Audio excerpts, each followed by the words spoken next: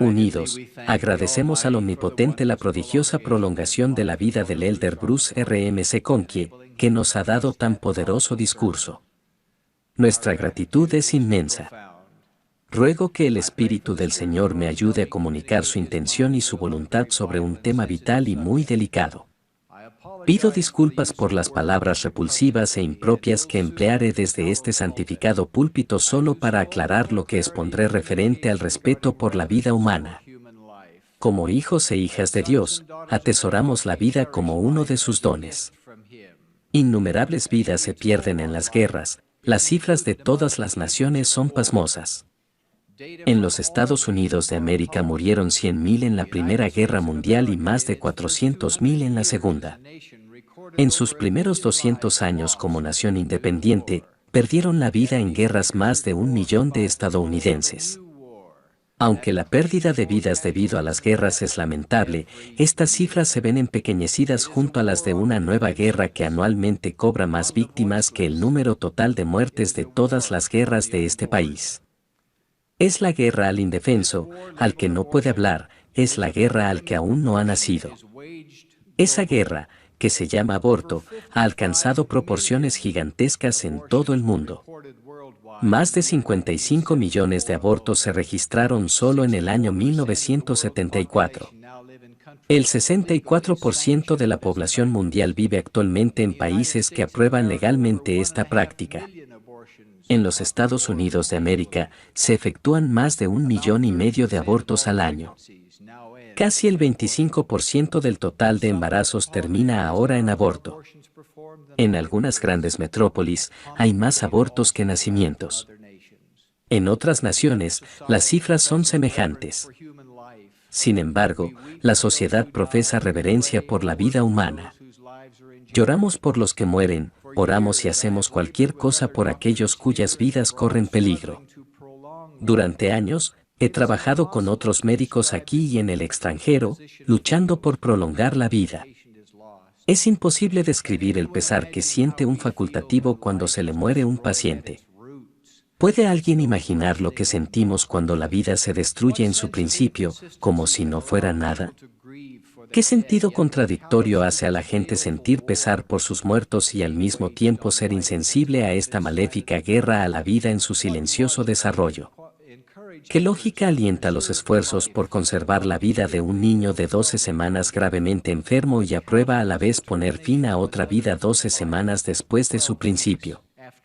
Evidentemente se presta más atención a la suerte de un condenado a muerte en una cárcel que a los millones a quienes se priva totalmente de la oportunidad de vivir antes del nacimiento por medio de tal abominable matanza. El Señor ha declarado repetidas veces el divino mandato, no matarás. Actualmente ha añadido, ni harás ninguna cosa semejante. Aún antes de que se restaurara la plenitud del Evangelio, por medio de la inspiración, muchos comprendieron la santidad de la vida. Juan Calvino, reformador del siglo XVI, escribió: «Si es más ignominioso que se mate a un hombre en su propia casa que en sus sembrados, puesto que para cada hombre su casa es su santuario, cuanto más abominable es matar a un feto que no ha salido aún a la luz». ¿Qué discordancia podría legalizar ahora lo que ha sido prohibido por las leyes de Dios desde la alborada de los tiempos? ¿Qué maquiavélico razonamiento ha transformado conceptos ficticios en malignas premisas que permiten una práctica totalmente equivocada? Estas consignas empiezan con el debido interés por la salud de la madre. Raras veces ocurren casos en los que la continuación de un embarazo podría hacer peligrar la vida de la madre. Cuando los médicos estiman que se debe poner fin a la vida de una persona para salvarla de la otra, muchos convienen en que se salve a la madre. Pero esos casos son pocos, en particular donde se dispone de atención médica moderna. Otro caso es el que tiene que ver con los embarazos producidos por violación o incesto. La tragedia de esa mancilla es combinada dado que en esas circunstancias la libertad de elección le es negada a la mujer que ha sido víctima inocente. Pero menos del 3% de los abortos se hacen por esas dos razones. Las del otro 97% son las que podríamos calificar de razones de conveniencia. Algunos proponen el aborto para que no nazca una criatura deforme. Los efectos dañinos de algunos agentes infecciosos o tóxicos en el primer trimestre del embarazo son reales. La experiencia de un matrimonio al que denominaré los hermanos Brown es instructiva. La hermana Brown tenía solo 21 años de edad, bella mujer y amante esposa. En el primer trimestre del embarazo contrajo la temible rubéola. Se le aconsejó que abortara dado que el daño causado a la criatura era casi seguro. Algunos de sus familiares, preocupados, también le aconsejaron que abortara. No te encadenes económicamente con un hijo lisiado, la instaron. Eres muy joven y muy pobre para eso. El matrimonio fue a consultar a su obispo. Este les envió al presidente de la estaca, quien se interesó en sus preocupaciones y les aconsejó no dar fin a la vida de ese bebé aun cuando éste tuviera algún problema. Les cito de las Escrituras. Fíate de Jehová de todo tu corazón, y no te apoyes en tu propia prudencia. Reconócelo en todos tus caminos, y él enderezará tus veredas. Decidieron seguir su consejo y permitir que el niño naciera. Fue una hermosa niñita, normal en todo sentido, excepto por la pérdida de la audición, la cual se manifestó posteriormente. Tras una evaluación académica a niños sordos, le informaron al matrimonio Brown que la niña tenía un intelecto de genio. Ahora, unos 20 años después, ella estudia en una prestigiosa universidad con una beca. Cuando hace poco se les preguntó qué opinaban de aquella decisión que hubieron de tomar, la madre se apresuró a decir: «Ella es una de las grandes alegrías de mi vida. Es un espíritu selecto. Aunque está privada del sentido de la audición, lo ha compensado con grandes talentos. Su mirada es vivaz, siempre alerta. Se destaca en baile aun cuando percibe los sonidos de la música solo por las vibraciones. Ha tenido cargos importantes donde estudia, pero lo más importante es su sincero y puro espíritu, su amor incondicional. Nos ha enseñado a compartir y a servir. Sus percepciones espirituales nos han ayudado a conocer a Dios y sus propósitos. Grande es el agradecimiento de mi marido y el mío por contarla entre nuestros hijos». Veamos el caso de otra mujer que tuvo que medir las consecuencias de su embarazo. Ya había pasado la edad normal de tener hijos y le explicó a su médico que su marido era alcohólico además de que padecía una infección sifilítica. Uno de sus hijos había nacido muerto, otro era ciego, otro tenía tuberculosis, en la familia de ella había un historial de sordera. Por último, le aclaró que vivían en la más abyecta pobreza. Si ese caso de la vida real se planteara hoy, muchos recomendarían el aborto. El fruto de ese embarazo llegó a ser el afamado compositor Ludwig van Beethoven. Pero el principio expuesto no abarca solo a los que pueden llegar a ser notables. Si alguno ha de ser privado de la vida por motivo de que podría tener defectos físicos, la uniformidad dictaminaría que a los que ya padecen de tales defectos se les exterminara, que los enfermizos, los ineptos y los que resultaran inconvenientes fuesen eliminados por los que están en el poder. Tal irreverencia por la vida es inconcebible. Otra justificación que ha surgido es la de que la mujer es libre de escoger hacer lo que quiera con su propio cuerpo. Hasta cierto punto, eso es la verdad para todos. Somos libres de pensar, libres de proyectar y libres de actuar, pero una vez que la acción se ha realizado, ya no nos libramos más de sus consecuencias. Quienes consideran el aborto ya han tomado ciertas disposiciones. Para aclarar este concepto, aprendamos del astronauta. En cualquier momento durante el proceso de selección, planificación y preparación, es libre de retirarse. Pero una vez que el combustible de la poderosa nave se pone en ignición, ya no queda libre de decidir, puesto que está atado a las consecuencias de su elección. Aunque surjan dificultades y deseen no estar allí, la decisión está sellada por la acción.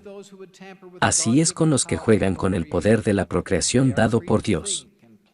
Son libres de pensar y disponer de otro modo, pero su decisión queda sellada por la acción misma. La elección de la mujer de hacer lo que le plazca con su cuerpo no hace válido lo que elija hacer al cuerpo de otra persona. Si bien la expresión, poner fin al embarazo, se aplica literalmente solo a la mujer, La consecuencia del dar fin al feto de su vientre recae en el cuerpo y la vida misma de otra persona. Ellos dos tienen cerebros separados, corazones separados y aparatos circulatorios separados. Suponer que no hay criatura ni vida en ella es negar la realidad. Esto no es asunto de cuando comienza la vida en sí, ni de cuando el espíritu anima al cuerpo. En la ciencia biológica, se sabe que la vida empieza cuando dos células embrionarias se unen y forman una sola célula, uniendo 23 cromosomas tanto del padre como de la madre. Esos cromosomas contienen miles de genes. En el admirable proceso de la combinación de los códigos genéticos, mediante los cuales se establecen todas las características básicas humanas de la persona que no ha nacido aún, se organiza un nuevo complejo de ADN. Un medio continuo de crecimiento resulta en un nuevo ser humano. El comienzo de la vida no es un tema de discusión sino una realidad científica. Aproximadamente 22 días después de la unión de las células, comienza a palpitar un pequeño corazón. A los 26 días, comienza la circulación de la sangre. En las Escrituras dice, porque la vida de la carne en la sangre está. El aborto derrama esa sangre inocente. Otra excusa es la del control de la población. En los países en desarrollo, muchos, sin saber, atribuyen la falta de prosperidad al exceso de población. Envilecidos por su ignorancia de Dios y los mandamientos divinos, ¿acaso adoren objetos de su propia creación o nada en absoluto al intentar infructuosamente limitar su población mediante la atroz práctica del aborto? Viven en el fango, olvidados de la divina enseñanza que destacan las Escrituras no una, sino 34 veces, de que la gente prosperará en la tierra solamente si obedecen los mandamientos de Dios. ¿Cómo puede Dios cumplir su promesa de hacer prosperar a sus hijos por su obediencia si adoran ídolos o destruyen la vida creada por Él y destinada a ser a su propia imagen? Prosperarán únicamente si aprenden a tener fe y si son obedientes al Dios de este mundo, que ha dicho: Yo, el Señor, formé la tierra, hechura de mis propias manos, y todas las cosas que en ella hay son mías. Y es mi propósito abastecer. Pero debe hacerse según mi propia manera. Porque la tierra está llena, y hay suficiente y de sobra. Y bien, en calidad de siervo del Señor, debidamente advierto a quienes apoyan y practican el aborto, que incurren en la ira del Todopoderoso, que dijo: Si algunos hirieren a mujer embarazada, y ésta abortare, serán penados. De los que derraman sangre inocente, el profeta dijo: Los juicios que Dios en su ira envíe, serán justos. Y la sangre del inocente será un testimonio en su contra, sí, y clamará fuertemente contra ellos en el postrer día. La Iglesia de Jesucristo de los Santos de los Últimos Días siempre se ha opuesto a la práctica del aborto. Hace 100 años, la primera presidencia declaró: De nuevo aprovechamos esta ocasión para prevenir a los santos de los últimos días contra las prácticas del aborto y el infanticidio. A principios de su presidencia, nuestro amado presidente Spencer W. Kimball dijo: Condenamos el aborto y pedimos a nuestra gente que se abstenga de esta seria transgresión. ¿Por qué destruir una vida que podría traer tanta alegría? Ahora, hay esperanza para aquellos que han pecado en esto sin un conocimiento cabal del acto y que ahora padecen angustia atroz. Claro que sí. De lo que yo sé, el Señor no considera esta transgresión un asesinato y, conforme a lo que ha sido revelado, una persona puede arrepentirse y ser perdonada por el pecado del aborto. Felizmente, sabemos que el Señor perdonará a todos los que en verdad se arrepientan. Sí, la vida es valiosísima. Nadie puede acariciar a un recién nacido, mirar en sus bellos ojos, palpar sus deditos y abrazar esa maravillosa creación sin que se intensifique su reverencia por la vida y por nuestro Creador. La vida proviene de la vida. Es un don de nuestro Padre Celestial, es eterna, tal como Él es eterno. Él no envía una vida inocente para que sea destruida. Esta doctrina no es mía sino del Dios viviente y de su divino Hijo, de lo cual testifico. En el nombre de Jesucristo. Amén.